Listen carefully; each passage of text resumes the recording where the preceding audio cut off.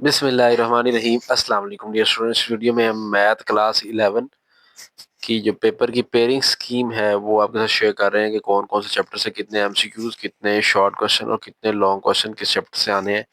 सारी डिटेल आपसे शेयर करेंगे। पैक्टा की तरफ से ऑफिशियल सिलेबस आ चुका है उस सिलेबस के साथ ही पेपर की पेयरिंग स्कीम भी आ चुकी है तमाम सब्जेक्ट्स की। तो इस वीडियो में जो मैथ की पेयरिंग स्कीम है वो डिस्कस करने जा रहे हैं।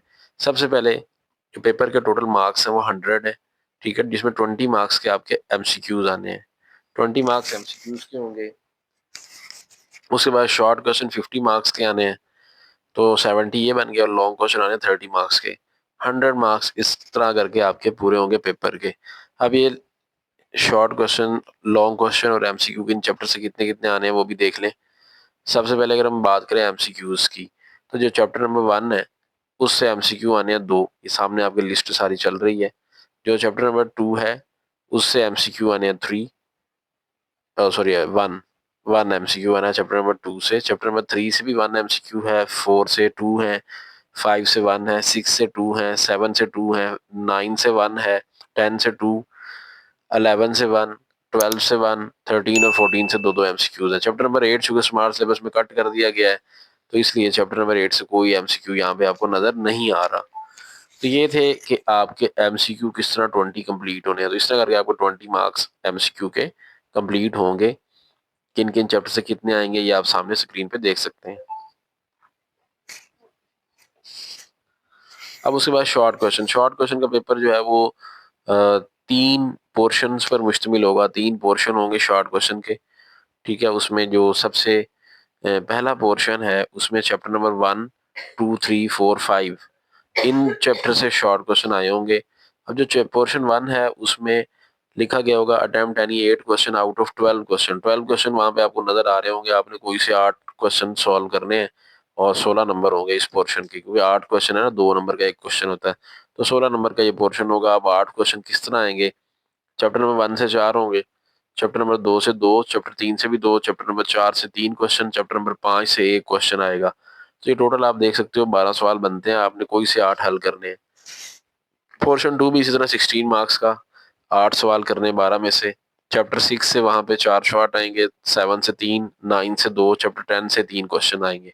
तो टोटल 12 बन गए, कोई से 8 आपने करने हैं। जो तीसरा पोर्शन है वो थोड़ा बड़ा होगा, ठीक है ना। अब 16 के पहले 2 पोर्शन है, 32 हो गए, और तीसरे पोर्शन जो है उसमें 9 क्वेश्चन करने हैं 18 मार्क्स के। तो 50 मार्क्स इस तरह करके शॉर्ट क्वेश्चन के पूरे हो जाएंगे। 9 क्वेश्चन करने हैं आउट ऑफ 13। 13 आएंगे आखिरी पोर्शन में क्वेश्चन, और आपने क्वेश्चन 9 करने हैं। यहाँ भी आपको 4 क्वेश्चन की चॉइस दी गई है। 11 चैप्टर से 2 शॉर्ट होंगे, 12 से 3 होंगे, 13 से 4 होंगे, 14 चैप्टर से भी 4 शॉर्ट क्वेश्चन आएंगे।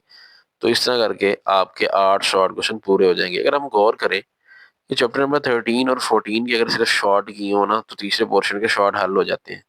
इसी तरह पहला जो पोर्शन है उसमें अगर आपने चैप्टर नंबर 1 के शॉर्ट किए हो, और आपने चैप्टर नंबर 4 और 5 के शॉर्ट किए हो, तो आपके सारे सवाल हल हो सकते हैं, ठीक है। तो आपको अगर 4, 5 नहीं, 2 और 3 इजी लगते हैं, तो आप पहले 3 चैप्टर के शॉर्ट कर लें, तब भी आपका अटेम्प्ट हो जाएगा। तो आप मतलब चॉइस पे कुछ चैप्टर को शॉर्ट में भी छोड़ सकते हैं, ठीक है। पहले पोर्शन में भी, तीसरे में भी, और दूसरे में भी आप छोड़ सकते हैं। चैप्टर 6 के शॉर्ट कर लें, ठीक है।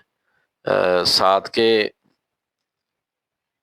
3 आने हैं, 7 से 10 से 3 आने हैं, ठीक है। अगर आपको ट्रिग्नोमेट्री इजी लगती है तो आप ट्रिग्नोमेट्री वाला शॉर्ट में कर लें, साथ में छठा मिला लें, तो आप 7 क्वेश्चन तो कर जाएंगे। तो एक क्वेश्चन आपको चाहिए वो 9 या 7 में से आपका अटेम्प्ट हो जाएगा।